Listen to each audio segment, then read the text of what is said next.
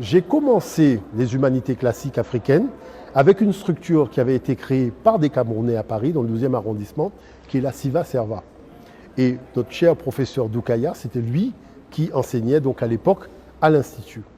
La chose, c'est qu'il s'est produit un problème, mes très chers. C'est que lorsque les services français se sont rendus compte que des jeunes des Antilles découvraient leur histoire africaine au sein de la Siva Serva, ils ont demandé, il y a des articles de presse pour vous le prouver, de faire fermer la Siva Serva. Vous venez tout droit du Cameroun. Totalement. Vous avez de nouveau été récompensé justement pour votre travail autour de l'histoire et autour effectivement de cette anthropologie noire qu'on essaie de mettre en avant. Alors dites-nous tout, professeur, comment ça s'est donc en passé? fait, c'était le grand colloque international du Cerf d'Otola, qui était basé sur le fait de revisiter la pensée africaine, c'est-à-dire créer une nouvelle pensée africaine. Et c'est vrai que c'était très touchant parce que, je dirais, en quelque sorte, tous mes pairs étaient présents, c'est-à-dire au niveau de l'histoire, toute l'école diophienne, il y avait le professeur Obenga, le professeur Biyogo, enfin tout le monde était là.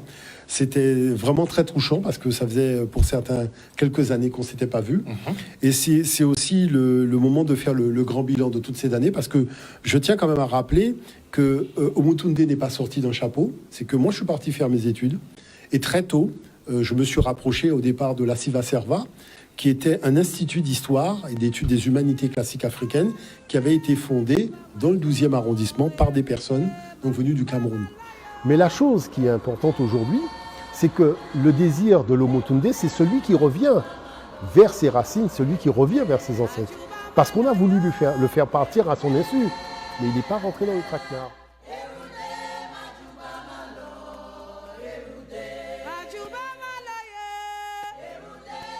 Bonjour à toutes et à tous et bienvenue au goûter panafricain. Alors aujourd'hui, c'est un goûter panafricain assez exceptionnel. On va pas vous mentir, on n'est pas non plus super joyeux parce qu'aujourd'hui, on a perdu vraiment une personne emblématique dans la communauté noire, dans le panafricanisme, dans le kémitisme. C'est une légende, hein. C'est une légende pour nous. Et comme on dit, les légendes, elles ne meurent jamais. Donc, cette personne restera toujours dans notre cœur, même si elle a quitté aujourd'hui la terre ferme. Donc, ce podcast est dédié à Kalala Omotunde. Et on voulait aujourd'hui lui rendre hommage, faire un podcast dédié à cette grande figure emblématique qui est Kalala Omotunde. Et comme d'habitude, aujourd'hui, autour de la table, alors je ne vais pas vous mentir, ils sont aussi un peu émus pour certains, marqués pour d'autres. On les retrouve, donc c'est comme d'habitude, c'est la fine équipe. On va commencer donc avec Daniel. Comment tu vas, Daniel? Il faudrait juste que tu remettes ton micro. Alors, il y a un petit grésillement, alors je sais pas, bon, on va parler. C'est oui. ok. Ben, ça va pas fort, mais bon, on va le faire quand même. Je suis un peu enrhumé, là. Donc, ça, voilà, on va essayer de rendre hommage je dirais, à un ami, entre guillemets, puisqu'on a été on a été au lycée ensemble, à Berlin. Oh, Oui, voilà. Donc, je l'ai connu un peu. Ah, même si après, ici, on s'est juste croisés en tant qu'étudiant ici, et voilà, quoi. Après, on s'est perdu de vue, quoi. ok, bah tu nous en diras un peu plus tout à l'heure. Voilà. Juste à côté de toi, c'est Hachensout. Comment elle va, Hachensout? Oh là là, que dire? On est vraiment... Kalala, on pleure. Nous sommes devenus des pleureurs et des pleureuses. Kalala. Kalala, tu nous as quittés. On s'interroge comme les gens du continent. Quelle est la cause du décès? Quelle est la cause du décès? Au-delà de ça, nos âmes et nos consciences sont avec toi. Et on va, dans ce podcast, essayer de dire des choses qui sont certes connues d'un grand nombre d'entre nous, les Kamites, mais qui permettraient effectivement de fédérer les consciences, de bien comprendre effectivement que l'hommage qui te sera rendu par ta famille soit vraiment un hommage Kamite. Et que lorsque je te dis ça, Kalala, je pense à aujourd'hui à Dugbi Fakoli qui dit ceci. Il a édité un livre qu'on appelle Livret de rituels kamites, naissance, mariage et enterrement. Kalala. Dugbi Fakoli sait ce que ça veut dire le retour vers les ancêtres. Et je pense que toute ta famille, de manière les plus proches, ne te laisseront pas aller vers les religions révélées et qu'ils te rendront un hommage à la hauteur de ce que tu étais, de ce que tu avais trouvé, ta terre ancestrale, les ancêtres. De toute façon, on en parlera de tout ça, de qui était Kalala Omotunde, on aura le temps d'en parler. Juste à côté, en bas à droite, pour moi, c'est Aton. Comment tu vas, Aton? Il faut que tu remettes ton micro. Ton micro, il est pas mis.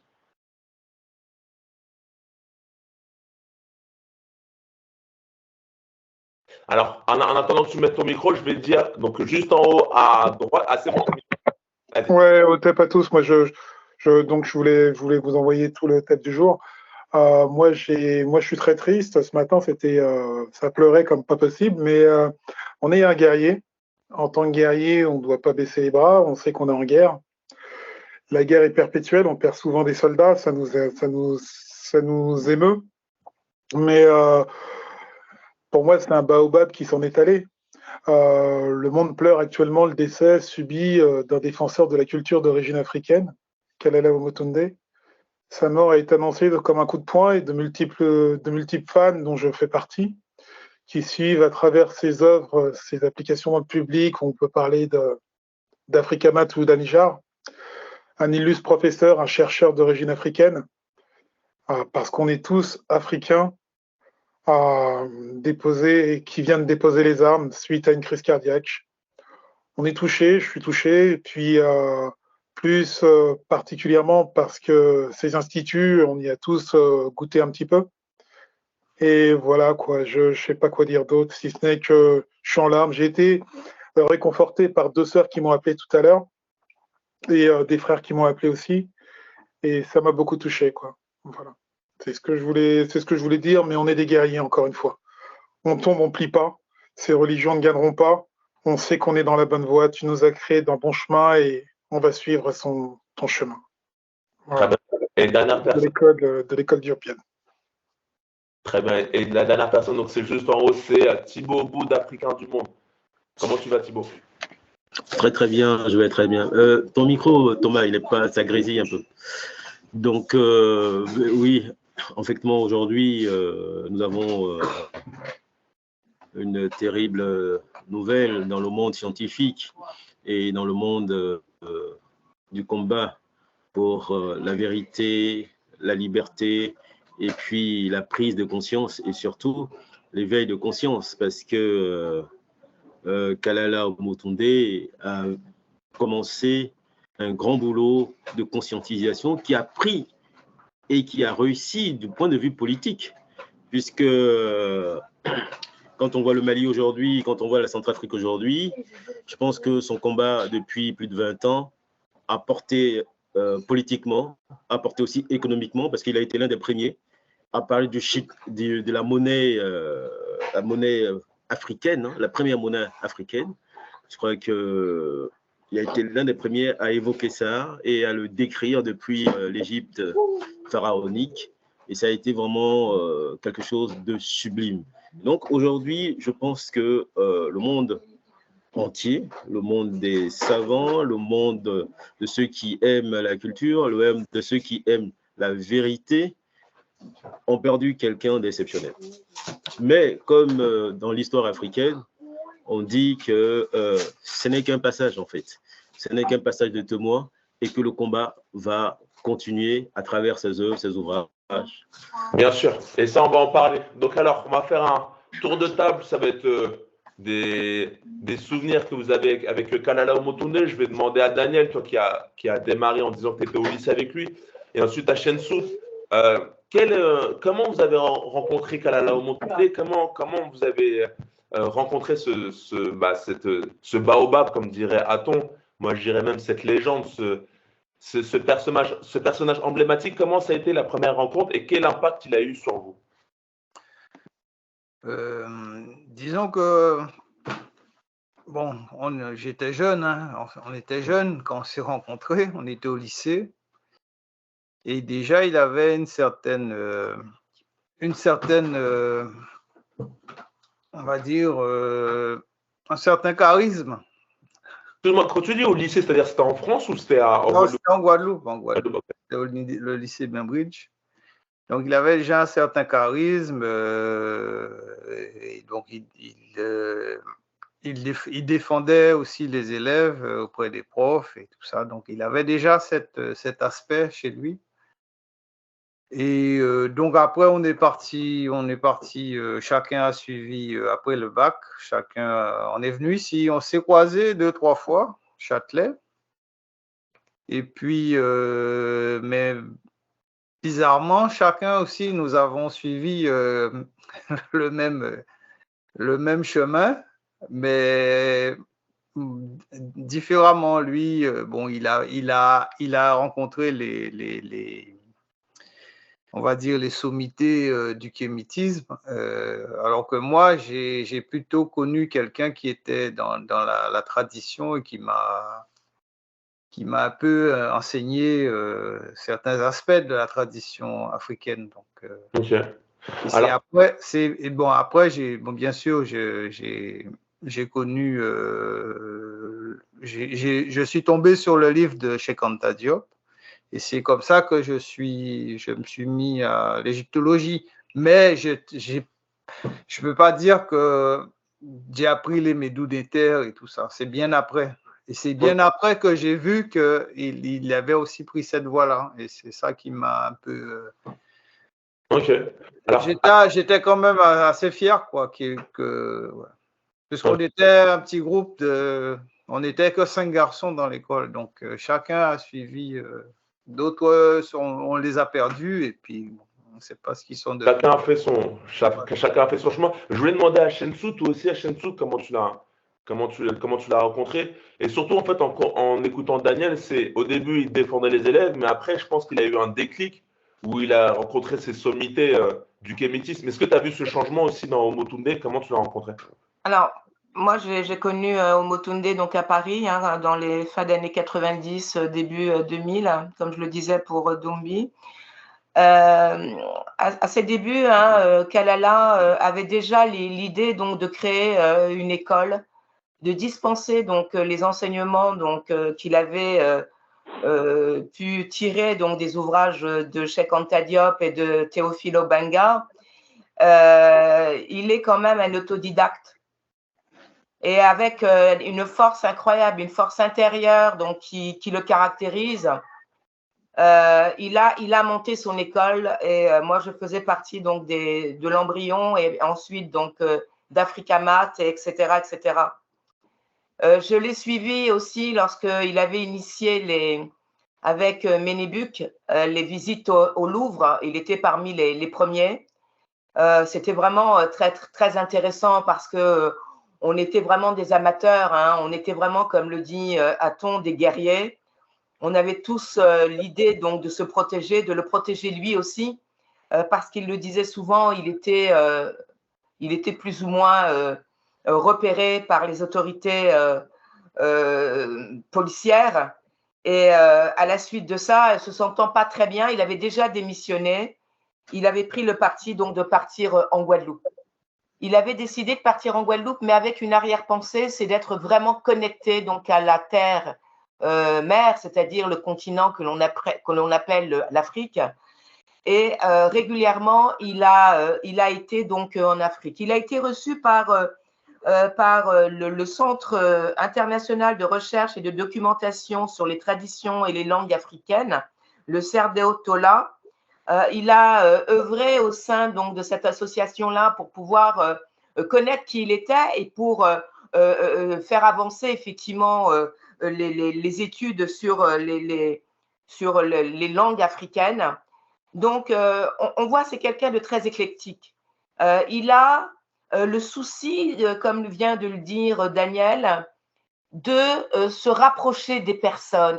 Alors, quand je dis les personnes, c'est d'aller au-delà du masque, au-delà de qui vous êtes, de parler à votre âme, de parler à votre bas, de parler à votre cœur. Qui êtes-vous? Et quand il dit vous êtes kamite, il dit vous avez une connexion. Et ça, vous devez le connaître. Alors, vous devez le savoir. Et s'approprier ce savoir-là, je pense qu'il devait régulièrement, et d'ailleurs, hein, on le voit hein, lorsqu'il, voilà, la fin de sa vie me dit effectivement que c'était quelqu'un qui devait se surmener, il devait beaucoup travailler. Et il avait le souci, lorsqu'il donnait un enseignement, d'aller jusqu'au bout, d'aller au fond des choses. C'est ça qui est incroyable. Comment se fait-il que cet homme-là soit venu sur cette planète, dans cette vie-là, pour nous dire ce qu'il avait à nous dire? Est-ce que vous n'entendez pas? Alors, c'est ça qui est terrible. Je ne vais pas te couper, on va passer la parole à Aton.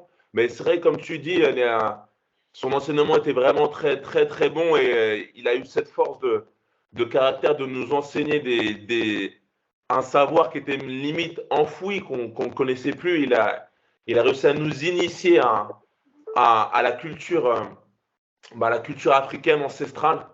Et je voulais donc donner aussi la parole à Aton et Thibaut, savoir aussi comment ça a été leur première rencontre avec ce personnage emblématique.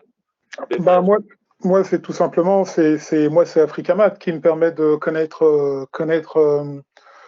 Motunde. J'y vais une fois, mon frère m'en parle, dit vas-y, va à Africamat. Ok, super, j'y vais, je rencontre Jean-Philippe Motunde, super bien. Je fais un cours et on repart en métro, on repart en transport en commun. J'ai jamais vu un homme aussi autant de lumière dans les yeux. Tellement de joie, tellement de gentillesse. Il avait une envie de partager, c'était juste extraordinaire. Et c'est vrai que je voudrais juste faire une analogie entre, si je puis me permettre, si on peut mettre deux valeurs de 2 étoiles dans le ciel qui me restent vraiment chères dans le kémétisme et dans le panafricanisme, on va dire, c'est Cheikh Anta Diop, qui est décédé le 7 février 86 suite à une crise cardiaque, quelques jours avant d'avoir animé à Yaoundé une conférence internationale du 8 au 9 janvier 86. Et Jean-Philippe Omotunde, qui est aussi foudroyé par une crise cardiaque quelques jours après avoir participé comme intervenant à une conférence internationale sur les nouvelles pensées africaines, tenue ce 25 au 29 octobre 2022. C'est deux grandes valeurs qui me disent que on doit rien lâcher, quoi. On a une valeur africaine qui est vraiment la plus ancienne sur la planète. Il nous le disait, il nous disait ça gentiment. J'ai du mal encore à trouver les mots. Peut-être qu'il faut encore me laisser un peu de temps puisque je suis très sensible à la chose. Mais voilà, quoi. On a un combat à mener qui est plus qu'on ne le pense. Beaucoup de gens nous en veulent sur la planète.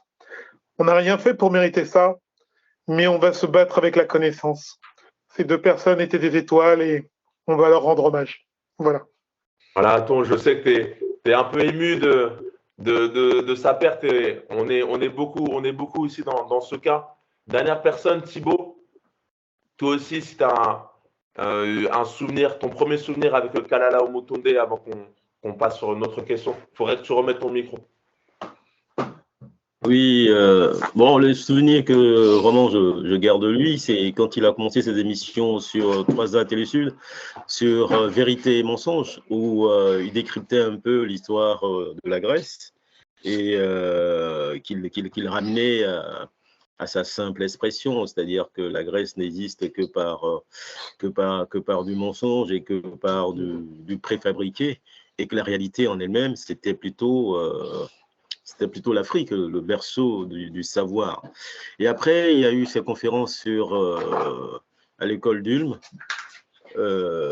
C'est vraiment là-bas qu'on a eu des échanges. Et petit à petit, on s'est fréquenté, on a échangé sur ses ouvrages. Bon, à l'époque, moi, j'écrivais Bâtir la Côte d'Ivoire, j'étais axé vraiment sur la Côte d'Ivoire.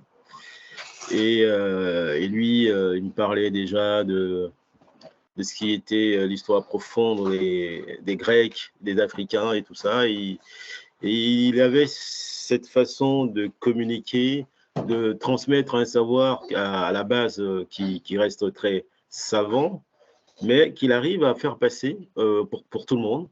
Et j'ai vraiment apprécié. Et depuis, on est resté en contact.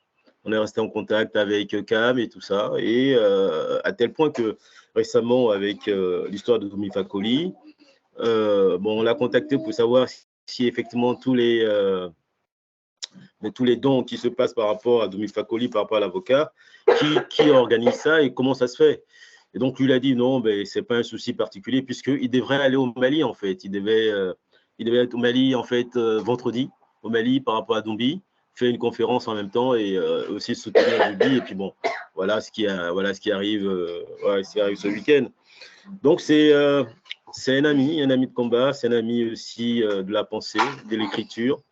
Et je pense qu'il en a laissé beaucoup d'œuvres, et vraiment des œuvres comme Cheikh Anta Diop. Il a été très, très vite en tant que, on va dire, non seulement en tant qu'apprenant, mais en tant que producteur. Il a beaucoup produit dans un laps de temps. C'est à croire qu'il avait comme l'impression que son chrono était là et qu'il fallait faire des choses très, très vite, montrer des choses très, très vite et passer le relais. Il était très rapide, il était très aussi un bon homme d'affaires, il savait s'y prendre. Et donc, je pense que c'est quelqu'un dont on a vraiment besoin c'est quelqu'un de notre époque, en fait. Il est à la fois dans la tradition, il est aussi à la fois très éloigné parce que c'est quelqu'un de la communication. Il a fait des études de communication.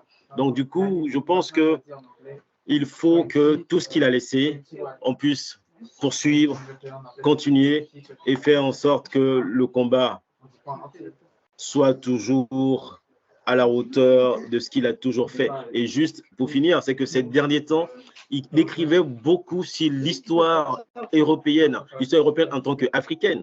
Et c'est la première fois, je l'écoutais jeudi dernier, il disait que souvent, il mettait un peu des bémols, mais c'est la première fois qu'il n'a pas mis des bémols, disant que dans les Amériques, donc dans les Caraïbes, c'est un mot que je n'aime pas prononcer, mais c'est les Africains qui habitaient là-bas.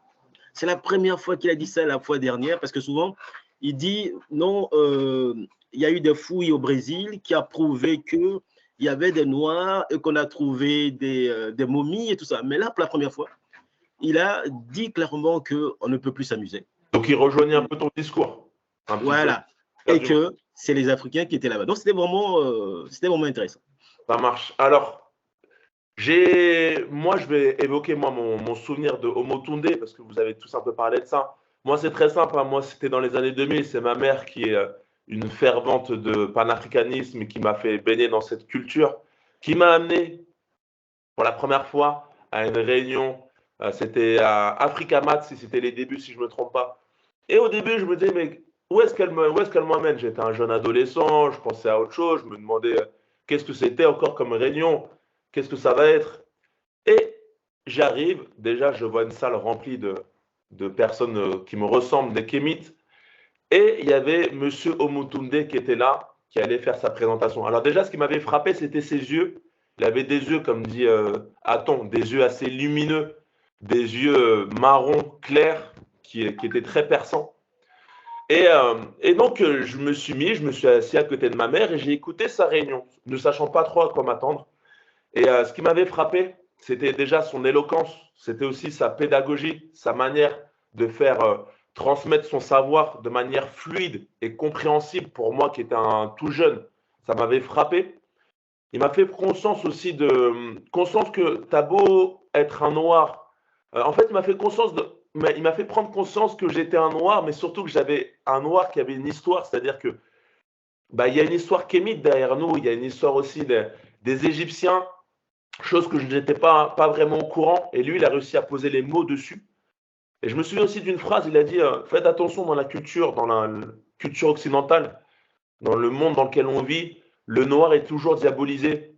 Il fait une nuit noire, il fait je me rappelle pourquoi le vilain petit canard est noir. Il y a toujours le mot noir, c'est toujours connoté très négatif. Et c'est bête à y penser, mais c'est lui le premier qui m'a fait prendre conscience de ça, que notre vocabulaire aussi était très important et que souvent on était très stigmatisé. Et je veux lui dire vraiment chapeau bas à Omotunde parce que dès que vous avez assisté à un discours de Omotunde, vous êtes tout de suite captivé. Et moi, ça a été l'effet qui m'a fait, c'était vraiment un électrochoc. Ensuite, je voulais refaire un tour de table avec vous. J'ai une idée, enfin, c'est une pensée qui m'est venue. Vous avez beaucoup parlé de Cheikh Anta Diop. est-ce qu'on peut mettre, bon, c'est peut-être un peu gros ce que je vais dire, mais est-ce qu'on peut mettre maintenant Omo Toundé, est-ce qu'il fait partie du panthéon des Kémites? Est-ce qu'il est aussi à la même hauteur qu'un Cheikh Anta Diop? Est-ce que vous pensez que ses œuvres, son aura, ses vidéos qu'il a fait, comme disait Thibaut, c'est un homme de son temps, donc il était aussi présent sur les réseaux sociaux. Est-ce qu'on peut le classer au même impact qu'un Cheikh Anta Diop? Je vous laisse la parole, Pascal, Daniel et Hachem Sout, et ensuite on fait un tour de table. Alors, il faut que tu remettes ton micro, Daniel. Moi, je ne suis pas trop pour essayer bon, je dis simplement que voilà, il compte dans l'histoire du kémitisme, et que essayer de mettre les uns par-dessus les autres, non, ça sert à rien. Je ne dirais pas par-dessus, mais peut-être à la même hauteur, tout simplement. Non, je pense que chacun est là pour faire sa mission, comme il dit. Chacun est là pour accomplir sa vie. Et donc, dans sa vie, chacun a sa mission. Et que, bon, bien sûr, il a permis de vulgariser un peu les études,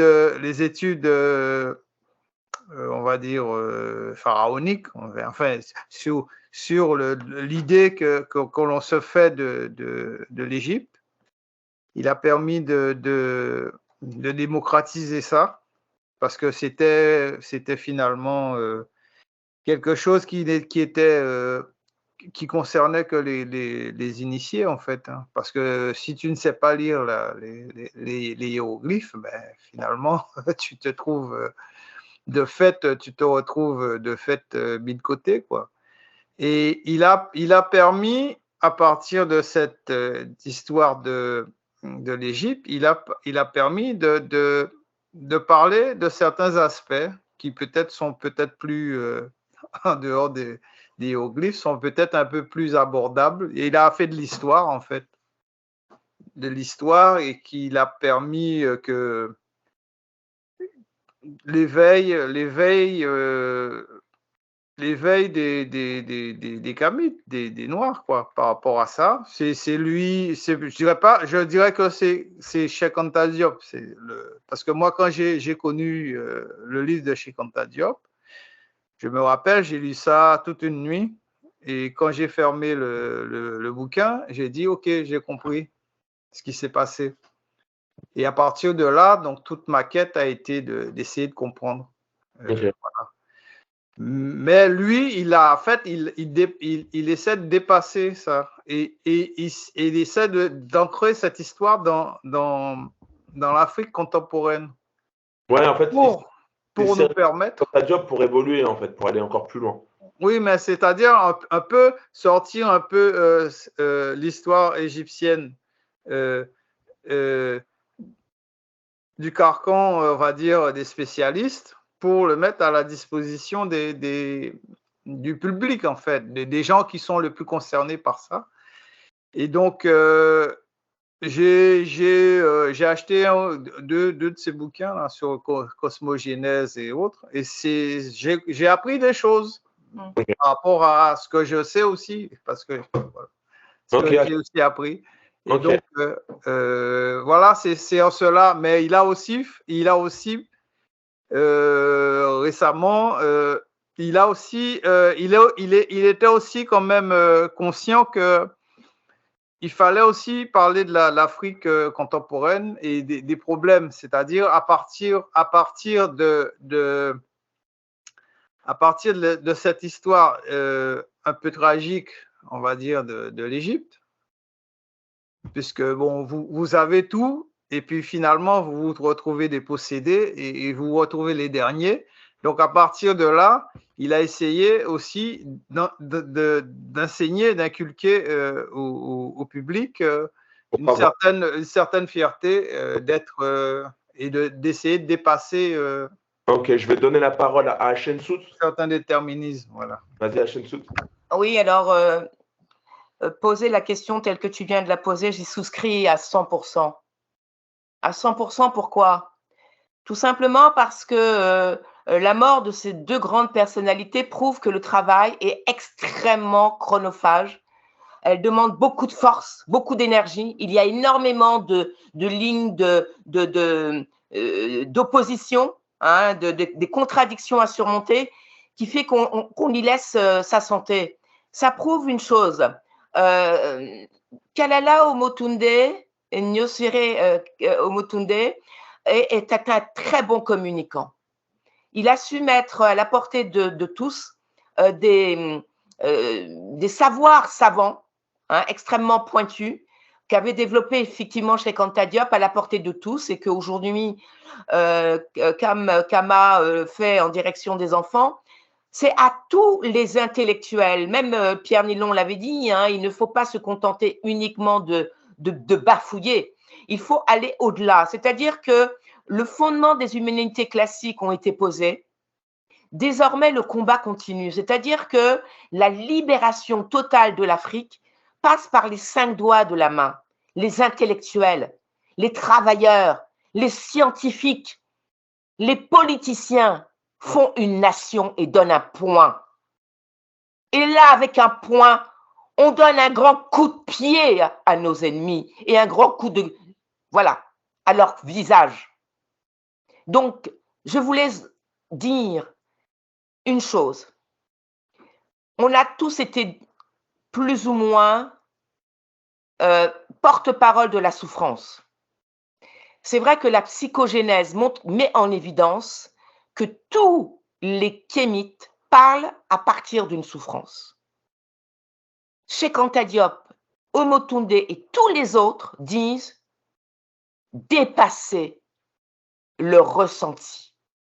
Pensez, agissez, vous allez devenir fort. Et c'est la raison pour laquelle, dans le panthéon des grands hommes, Kalala et Omotunde et Cheikh Anta Diop, pour moi, ils sont 2 grands leaders sur cette planète pour tous les kamites. Exactement. Alors, attends, qu'est-ce que tu en penses? Il faudrait que tu remettes ton micro, attends. Alors, on dirait qu'il a un petit souci. Bon, je vais passer la parole à Thibaut si ton micro il remarche. Ah, ça y est. Oui, donc Nozire Kalala Omotunde fait partie de ce que nous appelons les pharaons, les grands hommes de notre époque et les visionnaires éternels. C'est-à-dire les grands hommes comme les grandes femmes sont éternels et Kalala, il est éternel.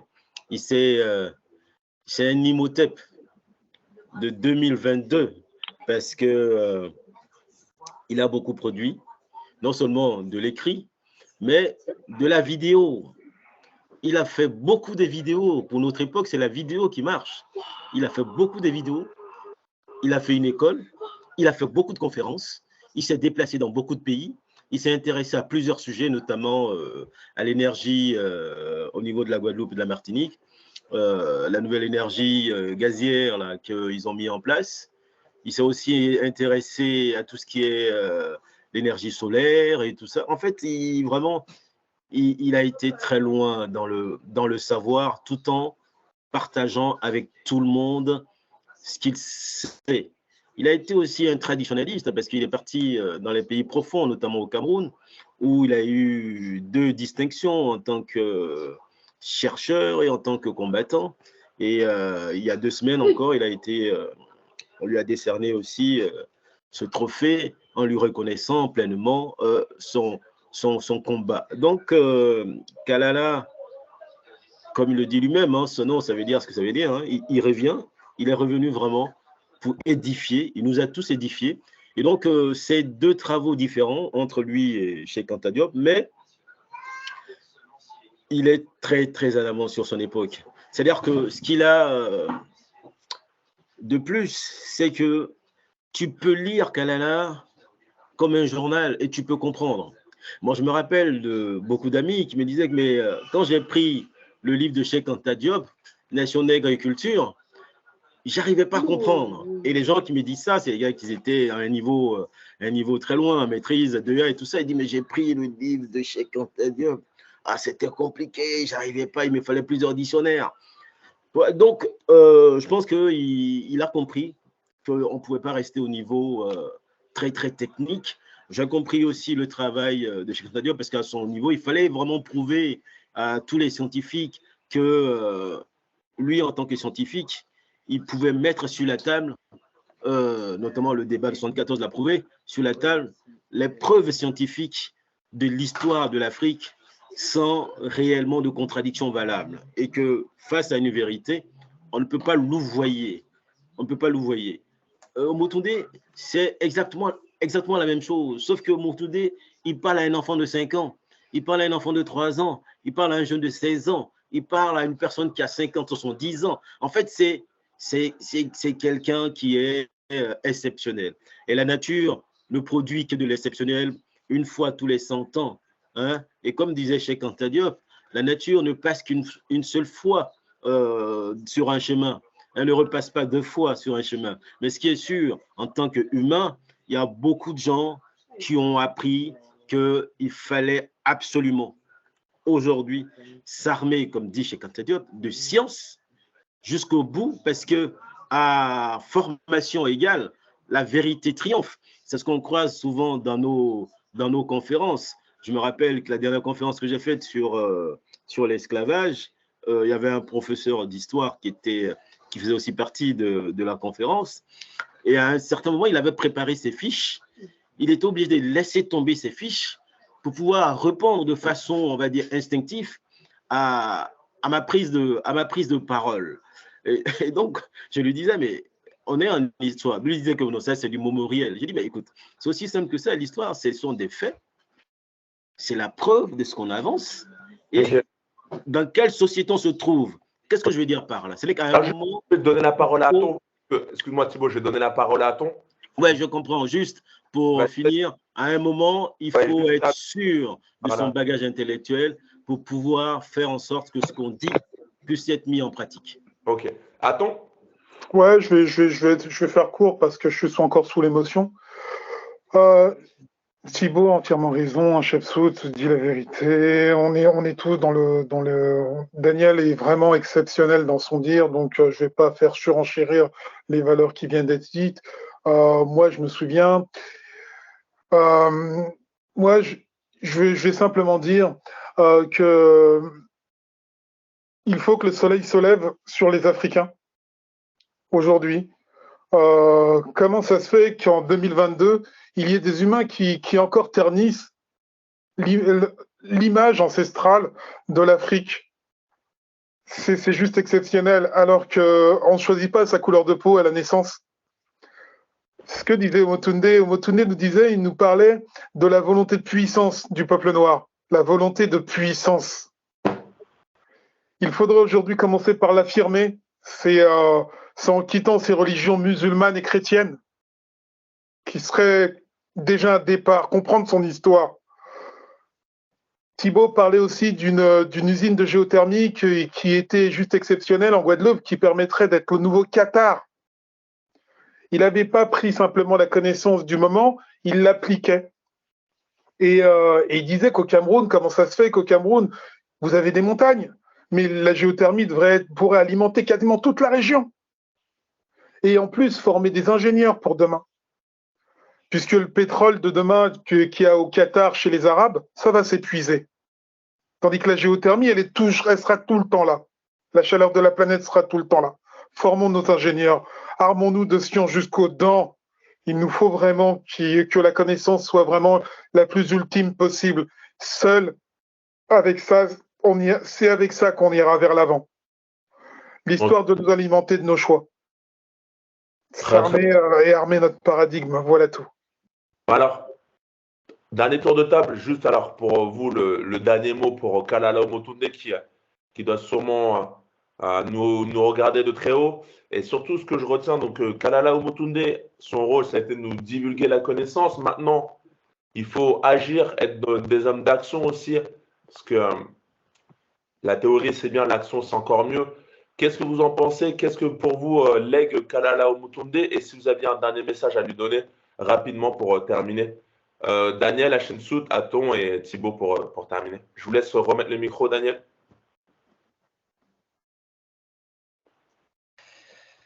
Oui, en définitive, oui, il va être il va laisser un vide puisque ses apparitions sur le Canal 10 dans son émission, bon, ça va me manquer puisqu'en fait, il faisait quand même un travail on va dire, de m'éducation, c'est-à-dire il nous mâchait la difficulté d'aller lire et d'essayer de comprendre des choses. Et ça va manquer à beaucoup de personnes. Bon, j'espère que dans son institut, certes, il y a beaucoup de jeunes qui sont pas peut-être, à mon avis, assez aguerris pour prendre la relève. Mais je sais aussi qu'il y a des gens qu'on n'a pas vus à la télé, mais qui étaient aussi dans son entourage et que peut-être que parmi ces gens-là, il y a quelqu'un qui va reprendre le flambeau. Qui va se décider à relever le challenge. Hachensout, on finit très court, hein, l'équipe. Oui, alors, bon, en très court, Kalala Omotunde expliquait justement les motivations qui étaient les siennes, d'ouvrir effectivement une école et de dispenser ce savoir depuis plus de 30 ans. Il y a une chose, il y a encore des camitosceptiques, des gens qui sont encore sceptiques par rapport effectivement à l'engagement à partir des humanités classiques pour pouvoir transformer le réel. C'est-à-dire, ils posent la question, oui, des hiéroglyphes, mais au-delà de ça, ils ne savent pas quoi faire. Kalala a prouvé qu'il pouvait être à la fois chercheur et homme d'affaires. Vers les derniers moments de sa vie, comme Aton vient de le citer, il était aussi homme d'affaires, c'est-à-dire qu'il avait comme souci, toujours en direction des autres, d'ouvrir des centres de géothermie. Et je crois qu'il y a encore tellement de choses à faire. Nous sommes tous mortels. Pour les générations à venir, tous nous y passerons, tous. Même ceux qui se disent musulmans, chrétiens, ils n'ont pas la réponse. Ils ne savent que faire effectivement des rituels. Donc, comme vous le savez, Dumbi Fakoli, excusez-moi, Dumbi Fakoli, c'est les rituels ancestraux. Kalala nous a prouvé effectivement qu'il y avait donc une manière de s'ancrer donc dans nos humanités classiques. Je voudrais terminer par ces mots, si tu me le permets. Rapide, s'il te plaît, rapide, vraiment. Je voudrais lire un extrait du livre des morts qui est L'entrée à la lumière des anciens Égyptiens, traduit et Irachet. Juste un extrait. Chapitre 1. Commencement des incantations pour sortir au jour et des prières et des glorifications pour sortir et rejoindre le glorieux au-delà de Neterker, dans le bel Occident Amenti, ce qui doit être prononcé le jour des funérailles, rentrant après être sorti. Parole de l'Osiris Ani, à Osiris le Scribani. Hommage à toi, taureau de l'Amenti. Il dit Thoth, le roi de l'éternité avec moi. Je suis le Dieu grand dans la barque. J'ai combattu pour toi. Je suis un de ces dieux du tribunal divin qui a proclamé, justifié Osiris face à ses ennemis le jour de la pesée des mots, du jugement. Je suis à ton avocat, ô Osiris. Je suis l'un des dieux nés de Nout, tueur des ennemis d'Osiris. Emprisonner ceux qui ne se sont rebellés contre lui. Je suis ton partisan, Horus. J'ai combattu pour toi. J'ai défait les rebelles en ton nom. Ok, très bien. Aton, merci à toi, Hachensout. Aton. Ouais, moi, je vais simplement dire, je me bats encore avec mon instrument technologique. Je me bats encore avec mes instruments technologiques, donc ça tourne. Ok, bon, alors à Thibaut, je reviens à toi, à ton. Ouais. Toi aussi, Thibaut, en un mot, il faut que tu remettes ton micro. Et en un mot, comme quoi la vie a quelque chose d'extraordinaire, puisque Kalala Omotide disait que nous sommes dans un changement d'air. Et je ne pensais pas que ce changement d'air il en faisait aussi partie dans ce passage. Je ne sais pas s'il était en train de nous dire que maintenant les choses vont changer et qu'il faut aller très très vite. Il faut prendre les choses telles qu'elles sont, agissons maintenant, rapidement, et c'est maintenant que les choses doivent se faire. Et effectivement, on est dans un changement d'air, comme il le disait très très souvent, et il est parti dans ce changement d'air. C'est exceptionnel. C'est exceptionnel. Donc moi, je pense que nous devons tous suivre le chemin qu'il a déjà tracé, et que, comme on dit chez nous, quand un enfant éternue quand on te lave, on dit zico. Ça veut dire que faisons mieux que ce qu'a pu faire notre cher grand Tom Kalala Omotunde, que le pharaon repose en paix. Très bien, merci à toi. Et à toi aussi, en Ouais, je voulais dire simplement un gros tep à notre cher Kalala et repose en paix avec la mémoire des ancêtres et qu'il te reçoive dans un océan doux et pur. Voilà, au tep, mon gars. Bah, merci à toi. Bah, c'est ce qu'il mérite, un Kalala, parce qu'on ne se rend pas compte du travail qu'il a fait, comme vous avez dit. Un très grand professeur, un entrepreneur, un écrivain. Il a vraiment laissé une trace indélébile dans nos mémoires, dans nos cœurs. Donc, Kalala Omotunde, ce podcast t'est dédié.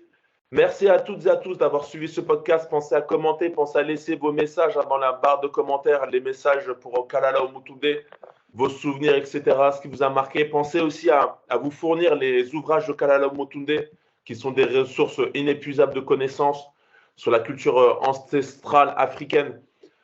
Pensez à vous abonner à notre podcast Goûter panafricain. Pensez à partager nos podcasts, ça nous aide à grimper. Notre objectif, là, c'est de passer les 1000 abonnés, donc aidez-nous à l'atteindre. Et on se retrouve très, très bientôt. On se retrouve très, très vite là pour parler d'actualité, de ce qui se passe là dans le monde. Là, il y a eu énormément de choses, on va les traiter rapidement prochainement sur les migrants, sur tous les débats qu'il y a eu, sur pas mal de choses. On me réserve encore plein de surprises. Portez-vous bien et longue vie à toutes et tous et grande pensée pour Kalala Omotunde. Merci à toutes et tous.